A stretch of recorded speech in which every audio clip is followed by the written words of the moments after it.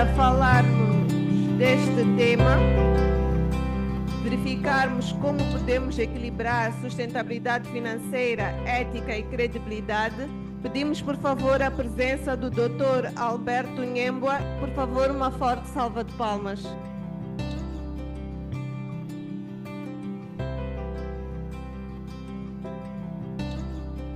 Dando seguimento àquilo que é o nosso programa, farei aqui a apresentação do Dr. Alberto Antônio Afonso, no qual ele é advogado e árbitro com experiência em consultoria jurídica, contencioso, docente universitário e gestão de escritório. Além dessas experiências, ele possui diversas outras, como, por exemplo, é o administrador e fundador da Alberto Nhembwa Advogados.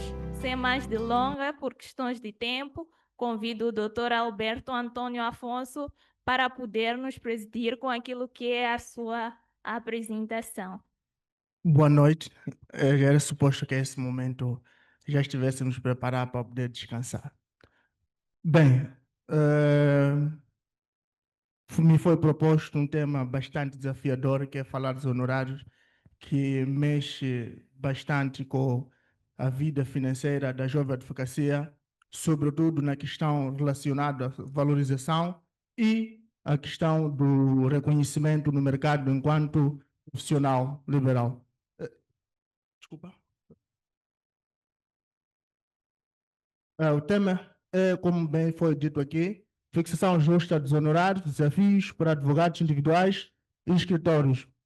Eu vou abordar o tema relativamente a desafio para advogados individuais e não aos escritórios, porque, enquanto advogado no início da carreira, com vários desafios que o escritório pode pressupor, mais confortável é falar do advogado na prática individual, a que eu exerço com frequência.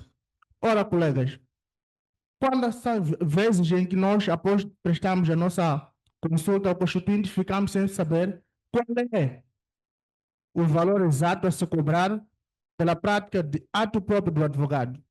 Isso nunca nos faltou e muitas das vezes nós, a jovem advocacia, por inexperiência, acabamos se calhar fixando mais do que devia ou menos do que devia.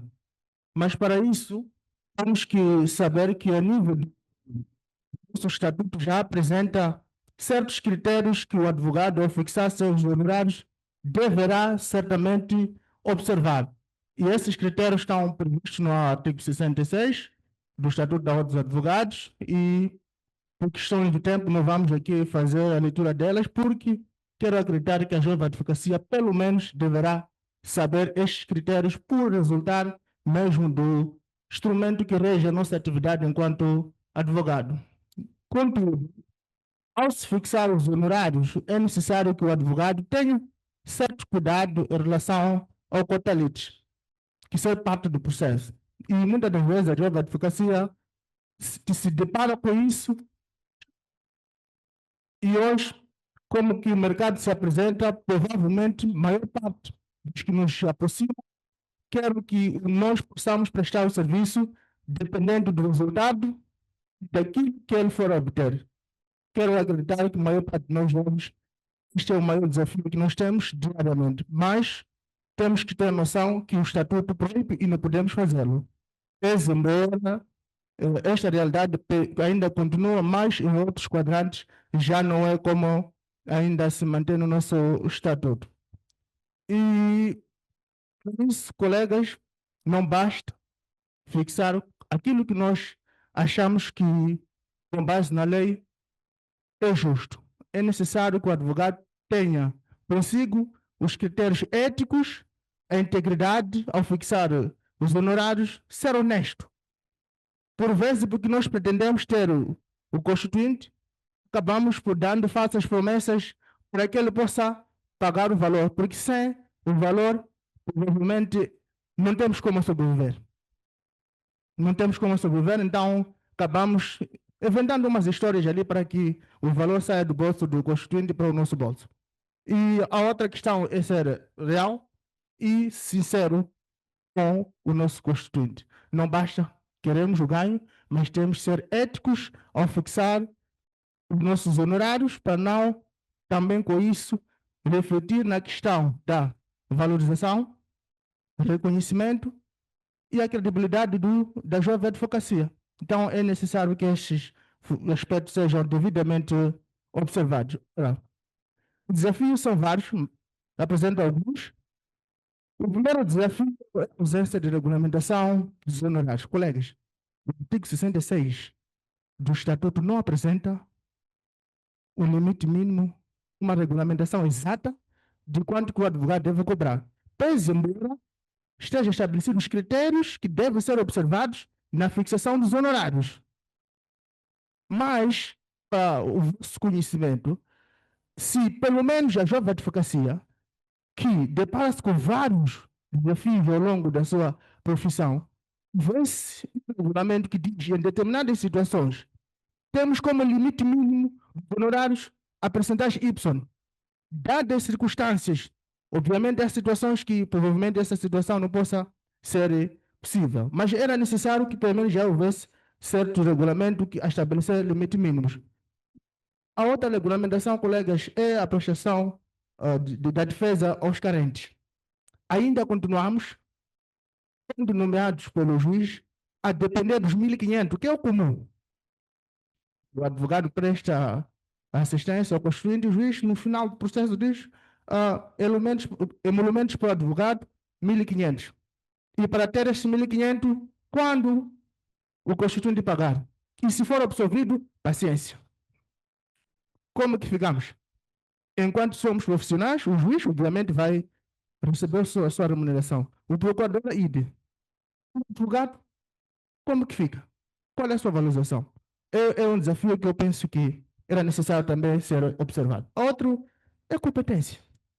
Doutor Alberto, desculpa cortar, ficou com 5 minutos. Tá certo, doutor. Enquanto não tivermos competência suficiente para definir os honorários em virtude da situação em que nos coloca, obviamente teremos dificuldade de fixar justamente os honorários. E a outra questão, colega, que eu vou apresentar, o desafio é a localização geográfica. Em certos cantos do país, os advogados são yonguistas. Já tem uma taxa de 10%, ainda que seja bom, mas naquela praça, mais do que 10% ninguém se calhar aceita, porque os advogados incutiram isso na mente dos constituintes e acaba criando certa situação de desvalorização. E numa análise do direito comparado, colegas, em outros quadrantes a situação já está bastante evoluída. Em Portugal, por exemplo, quando não há um acordo de fixação de honorários, pelo menos existe uma comissão responsável em avaliar, dadas as circunstâncias em que haja divergência entre o constituinte e o advogado, em que a comissão é responsável em fixar uma variação ou juízo de parecer técnico naquilo que chamam de o laudo de honorários. E aqui a ordem entra. A divergência é que não houve acordo dos advogados. Será que a ordem pode? Não sabemos. Ficamos ainda nessa diâmbula. E a questão também, vamos ver no Brasil, há situações que são muito interessantes de apreciar. Por exemplo, havendo bloqueio universal do patrimônio, admite-se que se libera 20% deste patrimônio para pagar os honorários do advogado. E aqui, quantas vezes ouvimos advogados naquele julgamento de dívidas, a corte que não recebeu honorários? O advogado presta serviço, mas por que não deve ser pago? Se o meio de sobrevivência do advogado é este. Então, é realmente uma situação complicada. E, por fim, apresentamos alguns mecanismos que achamos que deviam ser observados. Acredito que nas comissões que estão a trabalhar na alteração do estatuto, poderá, se calhar, observar. Uma delas é o estabelecimento de taxa mínima à cobrança de honorários. E o segundo é o estabelecimento de critérios para a fixação de honorários quando tiver de se exigir judicialmente em caso de ausência de contrato. Sim, ausência de contrato. Não há contrato que fixe honorários. Qual é o valor? Ainda que proponha uma ação de honorários, o juiz, qual é a base? Qual é o critério que vai observar para que se fixe tais honorários? Fica ao seu belo prazer e o advogado também não tem a sua valorização como deve ser. E a outra situação é o cota-litis. Colegas, não faz sentido que ainda se mantenha o cota-litis. Obviamente que o que devia ser, há situações em que o Constituinte tem meios, mas estes meios não são disponíveis. Por que não permitir que, em dadas circunstâncias, possa se permitir o cota-litis? Acreditamos nós que pode-se olhar nesse sentido cada vez mais. E a outra, um dos mecanismos é atribuir competência aos conselhos provinciais para fazer estudo. Por vezes, se nós olharmos a advocacia no sentido mais amplo do país todo, podemos não encontrar ou podemos achar soluções muito mais genéricas. Mas há pontos deste país que, por exemplo, a questão do honorário, se calhar, deve ser tida em conta diferente da cidade de Maputo ou cidade da Beira. Então, nós acreditamos que este mecanismo pode ajudar certamente para a jovem advocacia, porque a questão dos honorários é essencial e se não temos honorários, não temos como continuar enquanto profissionais, porque se estamos aqui, provavelmente algum de nós tivemos que usar os nossos recursos e este recurso advém dos honorários que nós fixamos. Para mim, em jeito de conclusão, a questão da justiça dos honorários deve ater-se estritamente aos critérios estabelecidos por lei, que, óbvio, há necessidade da ordem em próximas ocasiões que houver a revisão do Estatuto e em prever situações que a hoje não se mostram capazes de responder a certos desafios. Tendo o dito, obrigado. Espero que tenha cumprido 5 minutos, doutor. Obrigado.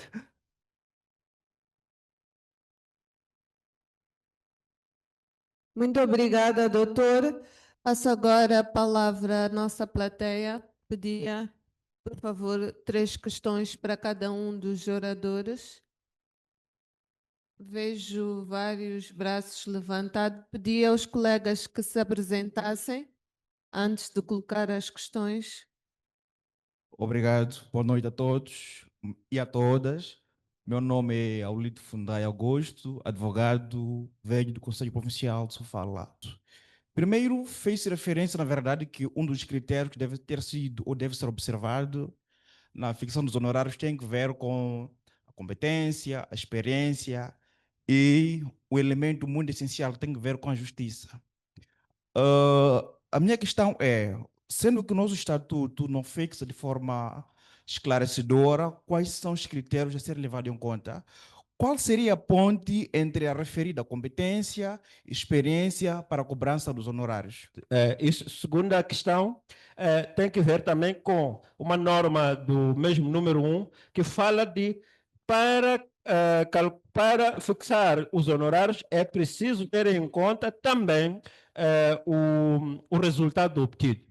O que surge como questão para mim é qual é o momento de fixação do honorário, se eu estava a entender que eu tenho que conversar com o meu cliente e fixar o honorário antes de eu praticar o serviço. E já está a dizer a regra que eu tenho que ter em consideração o resultado obtido.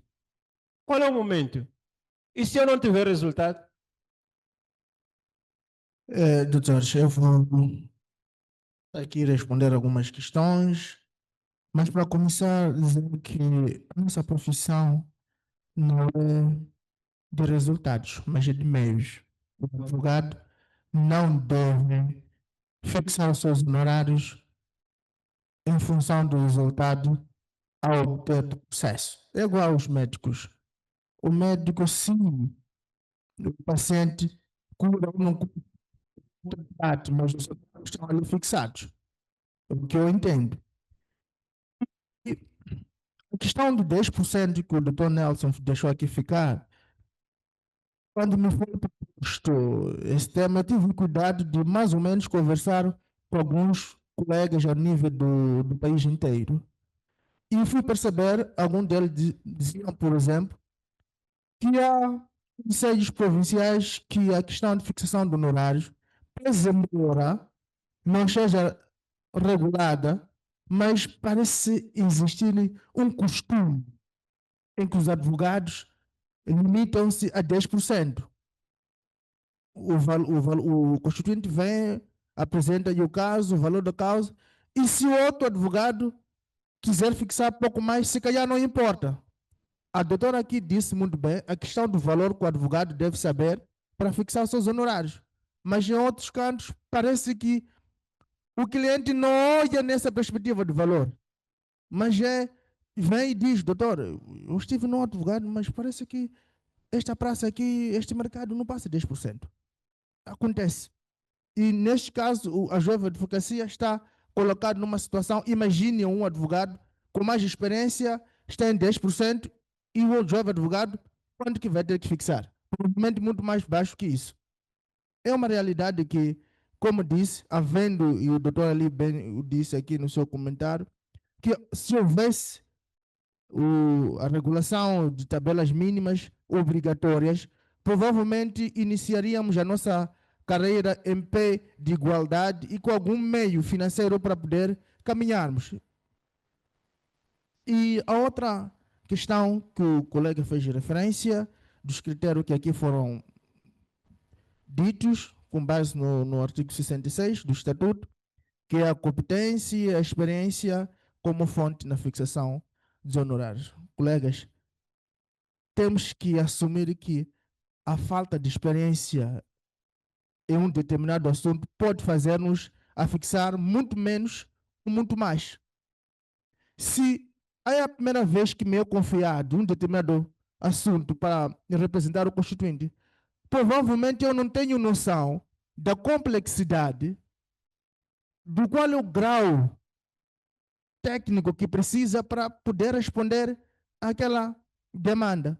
E ali, provavelmente, também não temos como ter a certeza de fixar os honorários, mas para o bem disso, pelo menos o nosso estatuto já dá-nos essa prerrogativa de o advogado com o constituinte poder conversar. Não, este era, inicialmente fixamos aqui, mas o trabalho a ser prestado é neste sentido, naquele, então é necessário sentarmos e reajustarmos a questão dos honorários, até por questão de justiça. Não faz sentido. O que vai acontecer quando o advogado fixa um valor que entende que é menos, ao longo da prestação de serviço, ele compreende. Esse trabalho é enorme, mas o que me pagaram nem cobro mais. Provavelmente tem-se deslocar muitas diligências e o valor que cobrou não cobre. E o advogado fica numa situação em que não se sente confortável, por exemplo, embora tenha sido ele mesmo que fixou os honorários. Mas a vontade de desistir nunca lhe falta.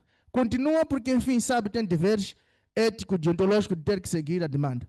Mas se não temos a competência, obviamente que, como jovem, não vamos começar com a competência. Teremos que falhar, em algum momento acertar, até lá, ir mais adiante. E quanto a isso, se calhar... Doutor Alberto. Tá bem, vou já concluir, doutora. O doutor, deve ser o doutor Gelson, dizia a fixação de honorários com base em recuperação de créditos e em relação ao cotalite. Se nós atermos ao nosso estatuto, obviamente que é proibido a prática de cotalite. Se nós nos atermos simplesmente ao nosso estatuto. Mas se quisermos evoluir, obviamente temos que começar a olhar que esta é uma situação que pode ocorrer. E o constituinte vem, imaginemos no caso, tem o título executivo, obviamente conhecemos quem é o executado, tem patrimônio por aí, e o constituinte não tem meios para poder pagar os seus honorários. Por que não? A questão é que ele tem algum meio financeiro, mas do momento não dispõe. E por que não? É uma reflexão e que nós devemos ter como a jovem advocacia, porque normalmente nós jovens já deparamos com essa situação. Como digo, o jovem advogado, normalmente o constituinte vai a ele porque sabe, é bom, paga menos, ou porque não quer pagar. Nós como advogados, é a realidade que nos deparamos. Pago no final, porque não acredita em nós, não conhece as nossas valências, obviamente tem dúvida de nos pagar se vamos prestar o serviço devidamente ou não. E, tendo dito isso, espero eu ter respondido todas as questões, e a questão dos honorários é um assunto que deve ir mais além e ter mais provisão, e muitos de nós provavelmente não aprendemos na fase do estágio, por isso sempre vai surgir essa situação dos honorários e para poder compreender-se. E esperamos que esse debate não termine por aqui e vamos além, tendo dito, e obrigado.